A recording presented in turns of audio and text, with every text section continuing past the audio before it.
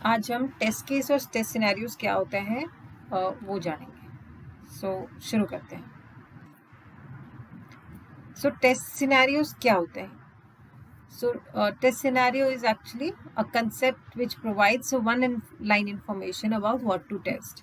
इसका मतलब है कि जब हम कोई फंक्शनल रिक्वायरमेंट डॉक्यूमेंट पढ़ते हैं तो उसमें हमें क्या क्या चीज़ें टेस्ट करने के लिए लेनी है, उसका हम एक थोड़ा ब्रीफ आउट वन लाइनर लिखते हैं। तो दैट इज अ सिनेरियो।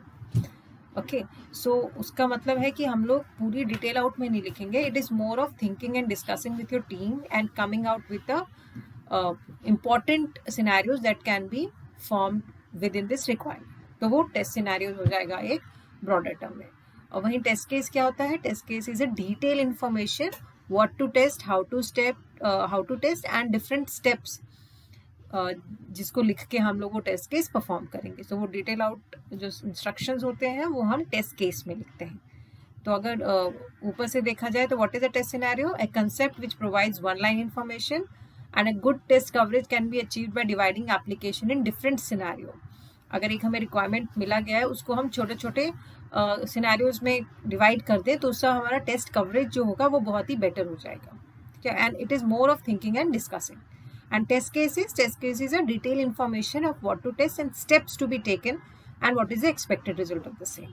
और ये बनते कैसे हैं? This is derived from test scenarios. एक बार हम टेस्ट सिनेरियोज लिख लेते हैं, उसी के ऊपर हम लोग फिर टेस्ट केसेस डिटेल आउट करते हैं। वहीं टेस्ट सिनेरियोज किसके ऊपर बनते हैं? वो बीआरडी और एफआरडी के ऊपर बनते हैं। जब हम एनालिसिस करते हैं तब हम सिनेरियोज लिखते हैं, right. And also test case जो होता है वो फुल प्रूफ डॉक्यूमेंट होता है अपने टेस्ट केसेस का। जो कोई भी नया टेस्टर जब आए हमारी टीम में तो उसके लिए बहुत इंपॉर्टेंट हो जाता है एज टू स्टार्ट विथ अपना एप्लीकेशन। ठीक है, सो अगर हम लोग उसका पूरा देखें तो test case is a collection of action that is carried out to check certain feature और फंक्शनैलिटी। और whereas test scenario is any capability that can be evaluated. Any capability मतलब जो भी इस रिक्वायरमेंट में कुछ भी चीज़ें हैं जो हम लोग वैलिडेट और इवैल्यूएट कर सकते हैं, जिसके ऊपर हम टेस्टिंग कर सकते हैं, उसको हम टेस्ट सिनेरियोज बोलेंगे। तो अभी एक एग्जांपल लेके हम चलते हैं। एक से लॉगिन का पॉपअप है, लॉगिन का पेज है। तो इसका हाई लेवल सिनेरियो अगर हम लोग लिखने सीधा बैठेंगे तो हम सीधा लिखेंगे इट्स अ लॉगिन फंक्शनैलिटी का टेस्ट करना है। ठीक है, तो उसी को अगर लोअर लेवल सिनेरियोज लिखेंगे तो थोड़ा सा उसको ब्रेक डाउन कर देंगे। लाइक एप्लीकेशन लॉन्च हो रहा है कि नहीं आ रही, उसमें टेक्स्ट जो लिखे हैं, जैसे इसमें login in my account proper है, ईमेल का एड्रेस प्रॉपर है, पासवर्ड ये सब प्रॉपर लिखे हैं कि नहीं, यूजर नेम चेक करेंगे, पासवर्ड चेक करेंगे और लॉगिन बटन चेक करेंगे। तो ये हमारे सिनेरियोज बन गए लो लेवल के कि हम क्या क्या चेक करेंगे। अब इसी लो लेवल सिनेरियोज पे हम फर्दर ब्रेक डाउन करेंगे, डिटेल आउट करेंगे और उसके फर्दर उसके टेस्ट केसेस लिखेंगे। ठीक है, तो उसके अब हम टेस्ट केस जब लिखते हैं तो टेस्ट केस का एक प्रॉपर फॉर्मेट होता है हर एक कंपनीज में, और मोस्टली इसको जब भी टूल में डालते हैं तो एक फॉर्मेट में डाल के ही इसको अपलोड कर देते हैं, या तो उस टूल में भी लिखेंगे तो ये वाले फील्ड्स तो सब में होते ही हैं। सिनेरियो हम सिर्फ डॉक्यूमेंट्स भी बना सकते हैं, एक सिंपल वर्ड पैड और वर्ड डॉक्यूमेंट बना लिया, उसमें हमने जॉट डाउन कर दिए। बट जब टेस्ट केस लिखते हैं तो इसके लिए हमें प्रॉपर फॉर्मेट लिखना पड़ता है, क्योंकि इसी को आगे जाके कोई टेस्टर इसको एग्जीक्यूट करेगा। ठीक है, तो फॉर्मेट अगर सिंपल सा एक एग्जांपल देख लें तो इसमें क्या क्या फील्ड्स हैं वो बहुत इंपॉर्टेंट होती हैं। जैसे कि इसमें to start with pre conditions होती हैं।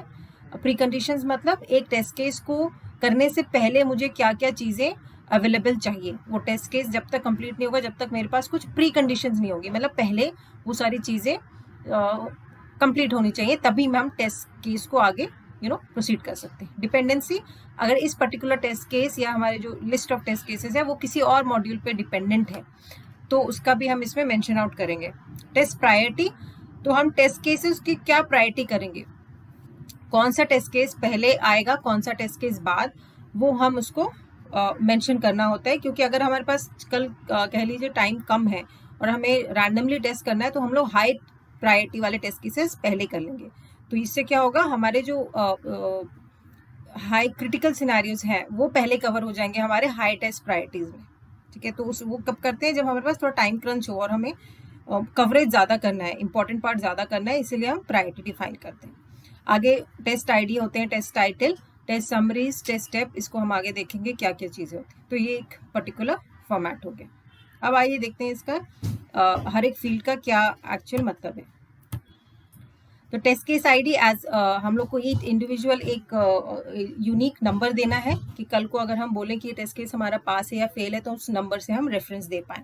तो that should have represented by a unique ID each test case. Then test priority as I said, इसको हमें हाई, मीडियम या लो पे रखना पड़ा होगा, क्योंकि हाई वाले होते हैं जो ज़्यादा क्रिटिकल फंक्शनैलिटी के ऊपर हम टेस्ट केस लिखते हैं, उसको हाई लिखते हैं. फिर मीडियम एंड जो यूआई का हो गया, कुछ हमारा पोजीशन का हो गया, उनको हम लो टेस्ट केसेस की. अगर वो हम कल मिस भी कर जाते हैं तो फंक्शनैलिटी लेवल पे यूजर को या क्लाइंट को उतना इफेक्ट नहीं करेगा. ठीक है. देन नेम ऑफ मॉड्यूल, क्योंकि हर एप्लीकेशन में अलग अलग मॉड्यूल्स होते हैं, right. Login page, home page, या अंदर कह लो कार्ट पेज हो गया, तो वो सब पेज का हम एक नाम दे देंगे जिससे हमारे जो टेस्ट केस हैं जो वो फिल्टर आउट करने में इजी हो जाते हैं. तो मॉड्यूल भी हो सकते हैं, उसके अंदर सब मॉड्यूल भी हो सकते हैं. This is all for collating all similar type of test cases together. Then date of execution, obviously where we are going to उसको रन करेंगे, उसको एग्जीक्यूट करेंगे, तो कौन सी डेट को क्या, क्योंकि सेम टेस्ट केस हम मल्टीपल बार एग्जीक्यूट करने वाले हैं. तो हर टाइम हमें जब टेस्ट केस लिखेंगे और टेस्ट स्टेटस लिखेंगे तो उस डेट को मेंशन करना पड़ेगा. डिस्क्रिप्शन उसका पूरा लिखना पड़ेगा, क्या टेस्ट केस का पर्पस क्या है, एक ब्रीफ में लिखेंगे कि हाँ what we are going to test, like login functionality working as a properly और नॉट. सो एक लाइनर या ब्रीफ में हम समरी लिखेंगे, प्री कंडीशंस लिखेंगे कि इस टेस्ट केस को करने के लिए मुझे क्या क्या चीज़ें पहले से चाहिए. Then comes the test steps. Test steps में फिर फाइनली आ जाएगा कि सारे स्टेप्स डिटेल आउट में जो हमें इस टेस्ट केस को एग्जीक्यूट करने के लिए स्टेप टू स्टेप, और ऑर्डर में भी कौन से ऑर्डर में हमें क्या क्या एग्जीक्यूट करना है वो प्रॉपरली हम मेंशन करेंगे. So test step should be as much detailed as you can write. तो उसको बहुत ही अच्छी तरह आपको डिटेल में लिखना पड़ता है, और आपको जितनी इन्फॉर्मेशन आपको पता है to execute that step you have to mention it. Next come the test data, and test data is also important part of test case, कि हम इस टेस्ट केस को रन करने के लिए कौन सा डेटा हमने यूज़ किया, किस टाइप का टेस्ट डेटा यूज़ किया, वो मेंशन करना जरूरी होता है. कि कल को ये टेस्ट डेटा ही, क्योंकि टेस्ट डेटा बहुत वेरी करता है, राइट. हम टेस्ट करते हैं किसी और डेटा से, डेवलपर कुछ और डेटा से करते हैं, हमने किस डेटा से ये पास या फेल किया उसे मेंशन करना बहुत ज़रूरी होता है. ठीक है. एंड एक्सपेक्टेड रिजल्ट, एक्सपेक्टेड कि अगर ये मैं सारे स्टेप्स जो टेस्ट स्टेप में मैंने लिखे हैं, अगर मैंने उन सबको एक बाय एक एग्जीक्यूट किया तो उसका आउटकम क्या आया वो मैं एक्सपेक्टेड रिजल्ट में लिखूंगी. ठीक है. मतलब अगर नेगेटिव लिख रही हूँ तो उसमें एरर या मैसेज क्या दिखना चाहिए, पॉजिटिव लिख रही हूँ तो उसका एंड रिजल्ट क्या होना चाहिए, वो एक्सपेक्टेड रिजल्ट में आएगा. Then comes actual result. Actual result basically execution जब हम करेंगे तब हम मेंशन करेंगे कि ये जो मैंने रन किया इस वाले बिल्ड में, तो जो मेरा आउटपुट आ रहा है वो क्या आ रहा है, एंड उसी बेसिस पे मैं स्टेटस डालूंगी पास या fail. Okay. And then last come notes. अगर कुछ स्पेशल कंडीशन हो रहा है जो हमने टेस्ट केस में भी नहीं लिखा है, लेकिन कुछ ऐसा मेंशन हो रहा है, तो वो हम नोट्स में लिख के उसको टेस्ट केस को आगे बढ़ाएंगे. अब आते हैं हम टेस्ट डेटा क्रिएशन पे. अब जब हम टेस्ट केसेस लिखते हैं तो उसमें अच्छी बात होती है कि हम जितना डेटा हो सके, जितना डेटा का कवरेज या डेटा का डाइवर्सिफिकेशन हो पाए वो बहुत अच्छा होता है, क्योंकि डेटा के ऊपर ही एक फंक्शनैलिटी कभी काम करती है तो कभी नहीं करती. तो टेस्ट डेटा क्रिएशन एक इम्पॉर्टेंट पार्ट है इन टर्म्स ऑफ हमारा टेस्ट कवरेज को कंप्लीट करने का. सो डेटा कितने फॉर्म में हो सकता है. सिस्टम टेस्ट डेटा हो सकता है, एसक्यूएल जो स्ट्रक्चर्ड क्वेरी लैंग्वेज जो हमारी डेटाबेस से फेच करते हैं वो टेस्ट डेटा हो सकता है. परफॉर्मेंस टेस्ट डेटा हो सकता है जो हम लार्ज नंबर ऑफ वॉल्यूम में बनाते हैं जो परफॉर्मेंस टेस्ट के लिए, वो डेटा हो सकते हैं. और एक्सएमएल टेस्ट डेटा हो सकता है. एक्सएमएल होता है हमारा एक्सटेंसिबल मार्केबल लैंग्वेज, जो हमारा एक फॉर्म में आता है, जो एक टाइप का डेटा कलेक्ट करके सेंड करता है. तो ये 4 फॉर्म होता है जिसमें हम लोग डेटा रख सकते हैं या बना सकते हैं. ठीक है. तो इसके ऊपर क्या इंपॉर्टेंट चीज़ें ध्यान में रखनी पड़ेगी. सबसे पहले एक एक्यूरेट बहुत होना चाहिए टेस्ट डेटा. जो हमारे प्रोडक्शन का एप्लीकेशन चल रहा है उसमें कैसा डेटा यूज हो रहा है उसको बहुत क्लोज होना चाहिए हमारा टेस्टिंग डेटा. ठीक है. तो जो जनरल डेटा होते हैं जैसे नेम, कंट्री हो गया और कुछ हो गया जो बहुत सेंसिटिव नहीं है, उसको हम एज इट इज यूज करेंगे, लेकिन उसी टाइप पे जहाँ पे कुछ सेंसिटिव डेटा आ जाते हैं, राइट. जैसे हमारा क्रेडिट कार्ड नंबर हो गया, मेडिकल हिस्ट्री हो गया, SN नंबर हो गया, तो हम एज इट इज डेटा नहीं यूज करेंगे, लेकिन उसके लिए जब टेस्ट डेटा बनाएंगे तो it should be very much close to that, right. और we will create some dummy data that is having those property जो एक्चुअल डेटा की हो. ठीक है। एंड एक और क्या इंपॉर्टेंट है कि इसमें हमें किसी दूसरे टेस्टर की या पुराने टेस्टर की जो बनाए हुए डेटाज हैं, राइट, जो ये पहले टेस्ट केसेस हमने कभी रन किए होंगे, वो सेम डेटा हमें कभी यूज नहीं करना है। क्योंकि क्या होता है, टाइम और डेट के चेंज होने के साथ साथ कई डेटा में भी अपने चेंजेस आ जाते हैं, राइट, और सेम डेटा से आप एग्जीक्यूट करोगे तो मे बी आपके सारे टेस्ट केसेस ठीक से रिजल्ट ना दे। तो इट इज़ ऑलवेज अप्रिशिएबल कि आप जब भी नया बिल्ड पे नया टेस्ट करो तो नए डेटे के साथ करो, राइट। एंड ऑब्वियसली हम जिस टेस्ट इन्वायरमेंट पे टेस्टिंग कर रहे हैं वो हमारा कॉन्फ़िगरेशन अच्छा होना चाहिए, एज पर प्रोडक्शन का होना चाहिए। एंड ऑल्सो किस ब्राउजर पे कर रहे हैं वो भी डिपेंड करता है कि हम डेटा कौन सा यूज़ कर रहे हैं, कौन से ब्राउजर पे कर रहे हैं। तो ये सारी चीज़ें ध्यान रखनी पड़ती है टेस्ट डेटा क्रिएशन पे, राइट। सो टेस्ट डेटा कैसे बना सकते हैं? या तो हम एक्सेल में मैनुअली बना सकते हैं, एक टेस्ट आईडी लिया, उसके कोरस्पॉन्डिंग हमने क्या क्या टेस्ट डेटा बनाया, नॉर्मली एक्सेल में मैनुअली हमने क्रिएट किया। दूसरा हम क्या कर सकते हैं, प्रोडक्शन का डंप ले सकते हैं। प्रोडक्शन का डंप लेना मतलब होता है प्रोडक्शन इन्वायरमेंट के डेटाबेस में जो एक्चुअल डेटा इंसर्टेड है फॉर हमारा सारा यू कैन से एप्लीकेशन का, वो एज इट इज़ हम लोग टेस्टिंग इन्वायरमेंट में डंप करवा सकते हैं। ऑब्वियसली उसमें सेंसिटिव हम लोग को डेटा हटाना पड़ता है या उसको मे बी इनक्रिप्ट करना पड़ता है ताकि हमारा कोई भी सेंसिटिव डेटा अपने टेस्टिंग इन्वायरमेंट में ना आ पाए। लेकिन हम उससे डंप ले सकते हैं बिजनेस से जस्टिफिकेशन लेके, अप्रूवल लेके, what ever it is, right.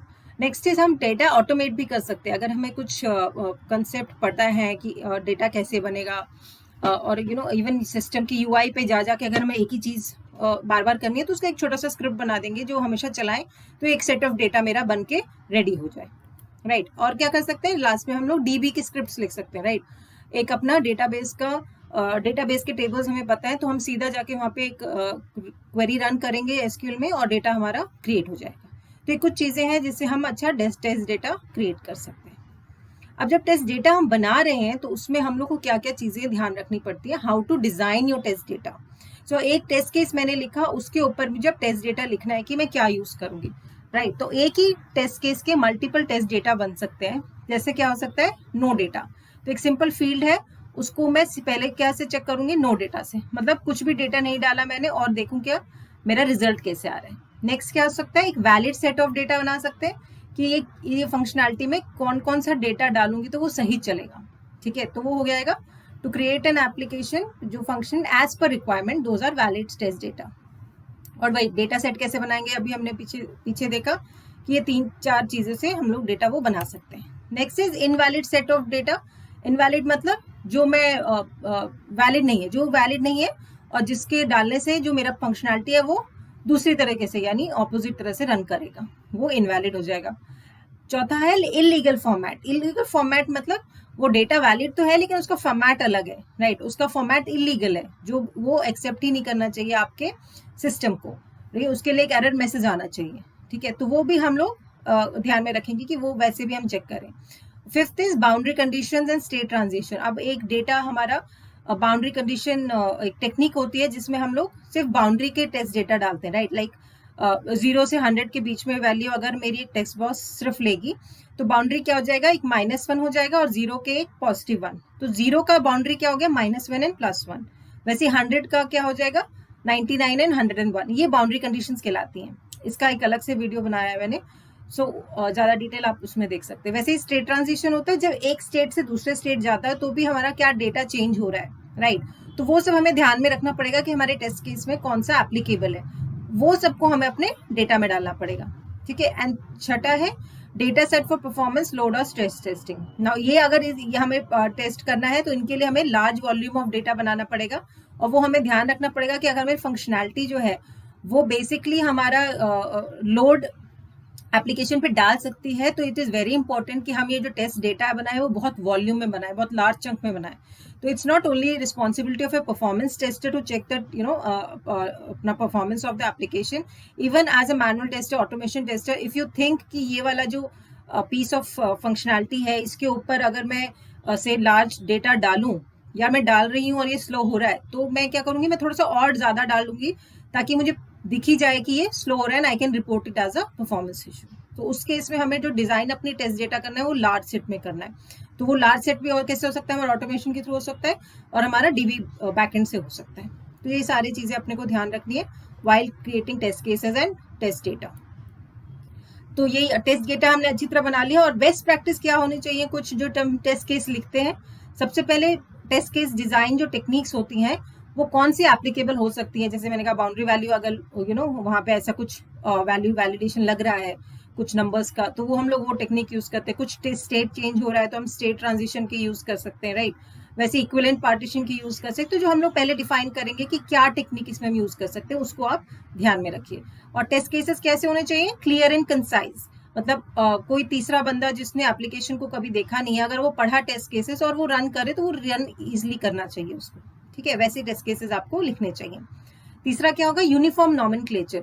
आपके स्टार्टिंग से आपने जितने टेस्ट केसेस लिखे हैं उसको जब आप लिखें तो एक प्रॉपर तरीके से, एक प्रॉपर प्रोसेस से लिखें, जिससे ऊपर से नीचे तक अगर हम देखें तो सब में similar kind of naming convention हो गया हो, टेस्ट केस आईडी नंबर्स हो गया हो, किसी मॉड्यूल नेम हो गया हो, वो एक जैसे दिखने चाहिए कि हम लोग उसको जब कोलेट करें, फिल्टर आउट करें तो वो इजिली हो।